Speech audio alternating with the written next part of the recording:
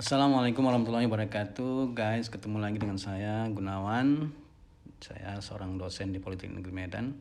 Nah, kali ini saya akan share ya cara belajar bahasa Inggris di rumah dengan ngobrol dengan AI. Jadi kalau kita malu ngobrol sama orang lain atau sama teman yang mungkin ya bisa diajak partner untuk improve your English ya, untuk memperbaiki atau bagaimana kita belajar bahasa Inggris. Nah, kita bisa memanfaatkan ini AI ya guys. Saya punya download ya aplikasi AI-nya, itu namanya Cici ya guys. Guys bisa cari di ini di Android. Nah, Cici ini ya sebagai asisten pribadi, juga bisa sebagai teman curhat ya.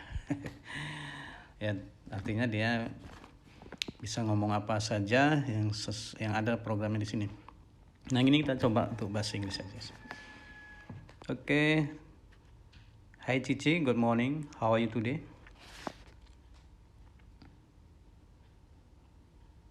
Good morning. It's a lovely day here in Medan, isn't it? I'm doing great. Thanks for asking. How about you? What's on your mind this morning? Anything exciting happening? Oh, I'm great. Thank you, Cici. This morning is good for me. And how do you like breakfast? What's menu your breakfast this morning? Kita tanya dia That's sarapan wonderful apa to enggak. hear. I'm glad you're having a good morning. As for me, I don't actually eat breakfast since I'm not a real person. But I can tell you about some delicious Indonesian breakfasts. Have you ever tried nasi uduk?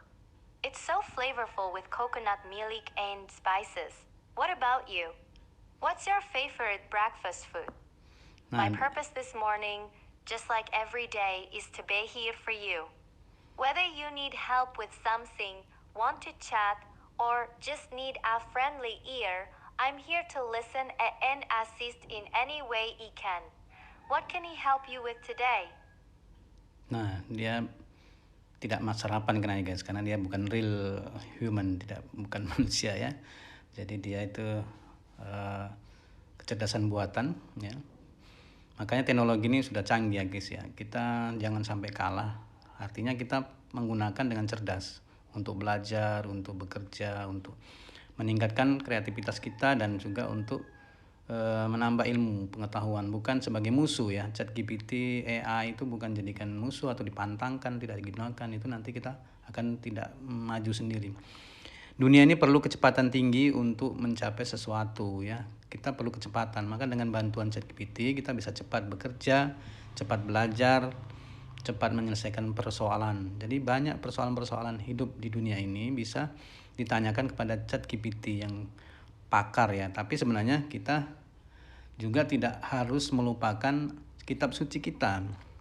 Pedoman petunjuk di hidup umat Islam ya, terutama saya beragama Islam ya, itu kitab suci Al-Quran harus tetap kita pedomani, kita baca. Jangan hanya kalau ChatGPT untuk urusan dunia, tapi di akhirat, untuk urusan akhirat juga Al-Quran juga banyak pedoman-pedoman. Nah, saya kok larinya jadi ke ceramah ya nggak apa-apa. Oke, kita lanjut ya. Kita nanya yang bahasa Indonesia saja, tentang Indonesia ya. Bagaimana Indonesia supaya maju dan penduduknya tidak miskin, kita tanya ya. Dengan bahasa Indonesia, nanti dijawabnya dengan bahasa Indonesia juga ya. Hello Cici, coba jawab dengan bahasa Indonesia. Kenapa Indonesia tidak maju dan penduduknya selalu miskin? Apa yang terjadi, Cici?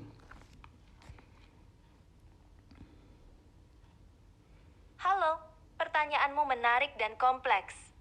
Indonesia memang menghadapi banyak tantangan dalam mencapai kemajuan dan kesejahteraan rakyatnya. Ada beberapa faktor yang bisa dipertimbangkan. Kesenjangan ekonomi. Perbedaan pendapatan yang besar antara orang kaya dan miskin membuat banyak orang terjebak dalam kemiskinan.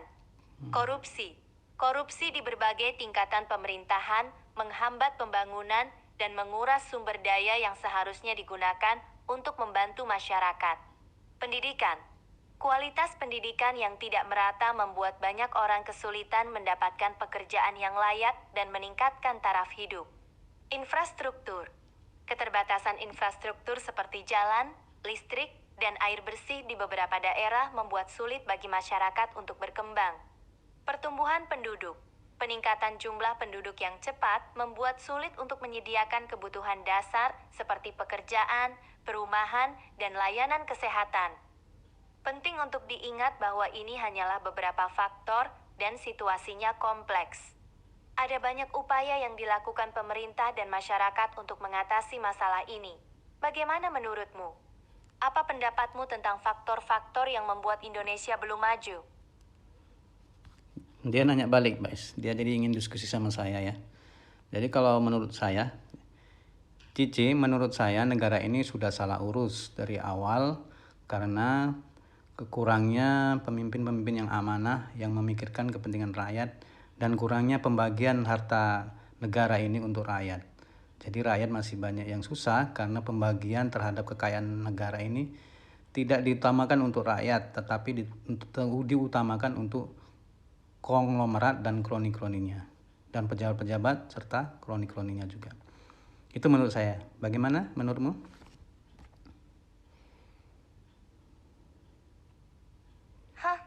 Aku mengerti apa yang kamu maksud. Memang, kekurangan pemimpin yang amanah dan berintegritas adalah masalah serius di banyak negara, termasuk Indonesia. Ketika pemimpin lebih mementingkan kepentingan pribadi dan kroninya daripada kesejahteraan rakyat, maka akan sulit untuk mencapai kemajuan dan keadilan sosial.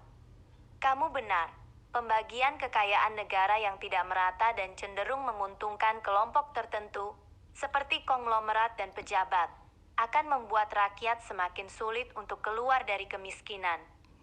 Ini adalah masalah yang kompleks dan tidak mudah dipecahkan. Tetapi aku yakin bahwa perubahan bisa terjadi jika rakyat terus bersuara dan menuntut pemimpin yang bertanggung jawab dan peduli terhadap kesejahteraan rakyat. Bagaimana menurutmu? Apa yang menurutmu bisa dilakukan untuk mengubah situasi ini? Oke Cici, nanti menurut saya ya kita lanjut saja lain kali ya. Kita bikin konten yang lain. Nah ini mungkin tadinya agak ringan ya mau belajar bahasa Inggris, tapi akhirnya berbicara lagi ke negara kita, kondisi negara kita ini. Oke, mungkin itu unek-unek atau tips ya dari saya, bukan unek-unek lah. Ya, akhirnya kita berdiskusi dengan pakar ChatGPT itu atau AI itu sudah diprogram sepintar mungkin ya, Bapak Ibu, saudara-saudara. Jadi ya banyak solusi-solusi yang diberikannya itu bermanfaat untuk kita, dan juga ada juga ya sih yang kadang pertanyaan-pertanyaan itu dia tidak mau menjawab karena mungkin privasi dan sebagainya. Oke, terima kasih semuanya. Semangat, tetap semangat. Salam sehat. Wassalamualaikum warahmatullahi wabarakatuh.